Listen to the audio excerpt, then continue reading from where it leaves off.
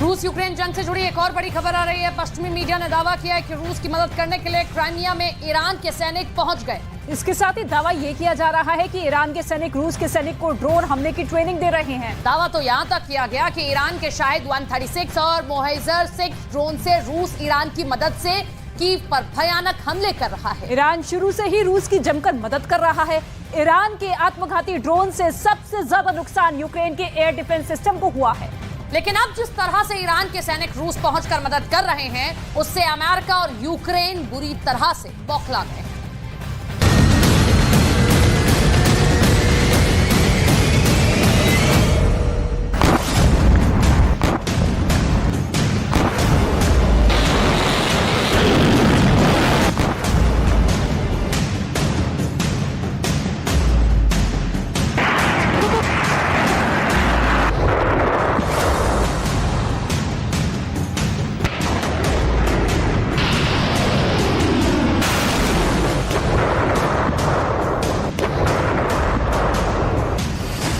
इन दावों पर यकीन किया जा सकता है कि रूस के क्रेमलिन पर हुए ड्रोन अटैक का बदला रूस ईरान के ड्रोन और मिसाइलों से ले रहा है।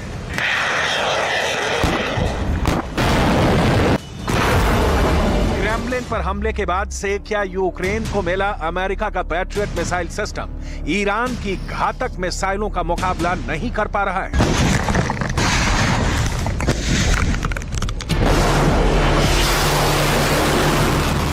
आखिर ऐसी क्या वजह है कि यूक्रेन, अमेरिका और नाटो ईरानी मिसाइलों के हमलों को छिपा रहे हैं? क्या वाकई में ईरानी मिसाइलों से रूस ने अमेरिका और पश्चिमी देशों के मिसाइल सिस्टमों को तबाह करके रख दिया है? डिफेंस एक्सपर्ट्स अब ये दावे क्यों कर रहे हैं कि ईरान के ड्रोन हमले कामयाब होने के बाद से ईरान ने रूस को हजारों मिसाइलें हमला करने के लिए दे दी हैं? दावा तो यहां तक किया गया है कि ईरान ने रूस को अपनी फतेह 110 और ज़ुल्फ़ाकार मिसाइल दे दी है, जिसने यूक्रेन और नाटो के डिफेंस सिस्टम को भारी नुकसान पहुंचाया है। इस वक्त जंग के हालात इतने बदतर हो चुके हैं कि ज़ेलेंस्की ने ईरानी हथियारों की मारक क्षमता के बाद नाटो और अमेरिका पर भड़कते हुए साफ कह दिया है कि अगर अमेरिका घातक मिसाइलें और F-16 लड़ाकू विमान यूक्रेन को नहीं देगा, तो फिर यूक्रेन को मजबूरन जंग में आत्मघाती कदम उठाने पड़ सकते हैं, जो यूक्रेन के लिए विनाश भी साबित हो सकता है।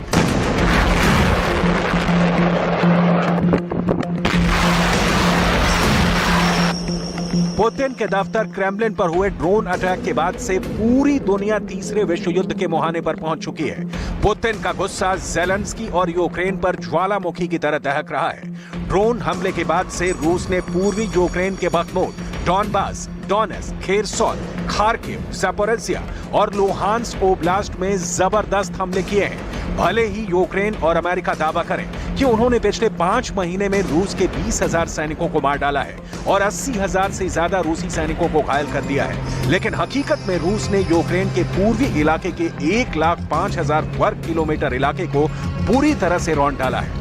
भले ही यूक्रेन और नाटो दावा करें कि 14 महीने की जंग में रूस के 1,90,000 से ज्यादा सैनिक मारे गए हैं और करीब 3,800 रूसी टैंक यूक्रेन के हमले में तबाह हो चुके हैं, लेकिन जमीन पर यूक्रेन का पूरा एयर डिफेंस सिस्टम और 45% तोपखाना अब तक रूस तबाह कर चुका है। जानकारों का दावा है कि रूस ने अपने हथियारों के साथ ईरानी हथियारों पर सबसे ज्यादा भरोसा किया है। राष्ट्रपति पुतिन और ईरान के राष्ट्रपति इब्राहिम रईसी ने महीनों पहले ही तय कर लिया था कि एक बार यूक्रेन को हराने के बाद अमेरिका, नाटो और यूरोपीय देशों से हिसाब किताब पूरा किया जाएगा।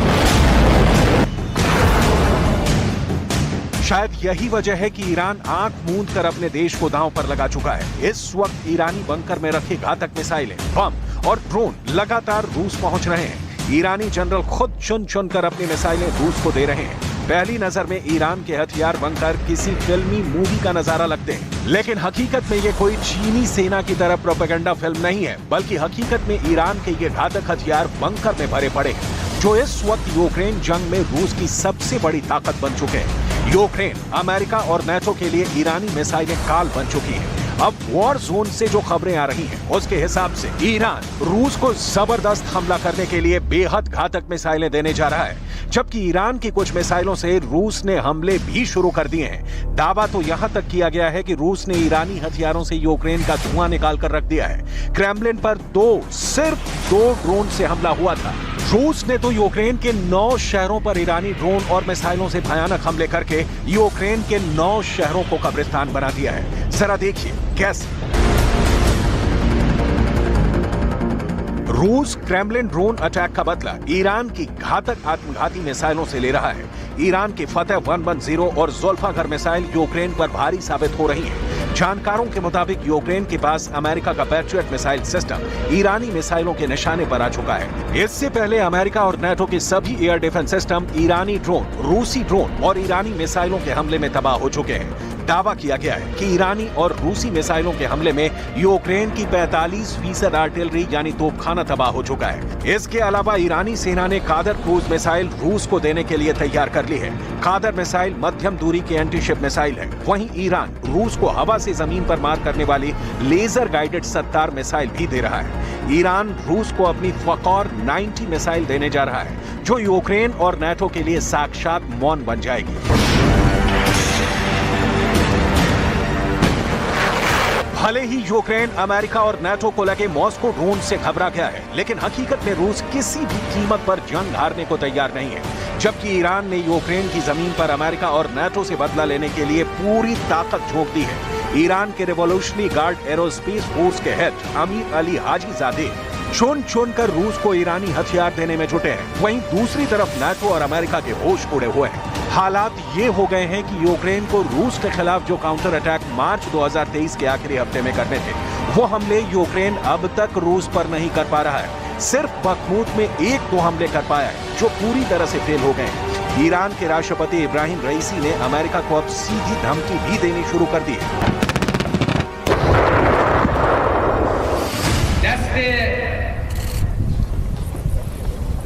توانای نیروهای مسلح ما به گرمی می‌فشارد.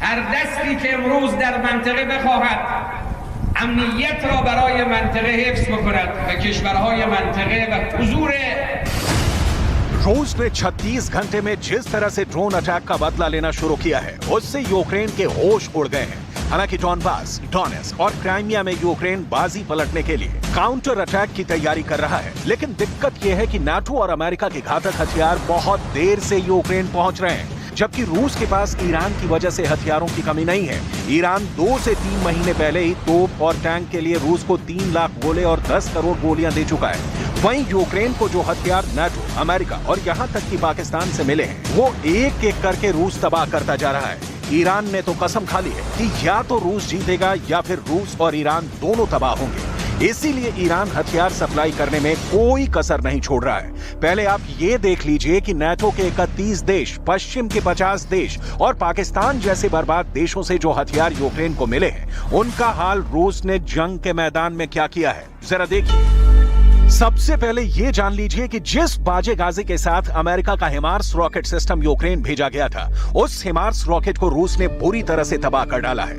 16 में से 8 हिमार्स रॉकेट सिस्टम रूस तबाह करने का दावा कर चुका है। अमेरिका ने यूक्रेन को 80 किलोमीटर रेंज वाले हिमार्स रॉकेट दिए हैं, जबकि यूक्रेन 300 किलोमीटर की रेंज वाले हिमार्स रॉकेट मांग रहा है। कुछ दावों के मुताबिक अमेरिका के 6 हिमार्स रॉकेट सिस्टम ट्रायल में फेल हो चुके हैं। वहीं अमेरिका के पैट्रियट मिसाइल सिस्टम के लिए ईरानी मिसाइलें फतेह 110 और ज़ुल्फ़ाकार बहुत बड़ा खतरा बन चुकी है। यूक्रेन को पाकिस्तान से रॉकेट, टैंक और तोप के गोले मिले थे, जो जंग में बुरी तरह से फ्लॉप साबित हुए हैं। खुद यूक्रेन की सेना की 17वीं टैंक ब्रिगेड के कमांडर वोलोदिमीर ने दावा किया है कि पाकिस्तान के तोप के गोले तोप की नाल में फट रहे हैं, जिसकी वजह से कई यूक्रेनी सैनिक मारे गए हैं। जबकि पाकिस्तान के रॉकेट, जिनकी रेंज 6000 से 10,000 मीटर बताई गई थी, वो सिर्फ 200 मीटर की दूरी पर ही फट रहे हैं। पाकिस्तानी तोप के गोले और रॉकेट यूक्रेन के सैनिकों का काल बन चुके हैं,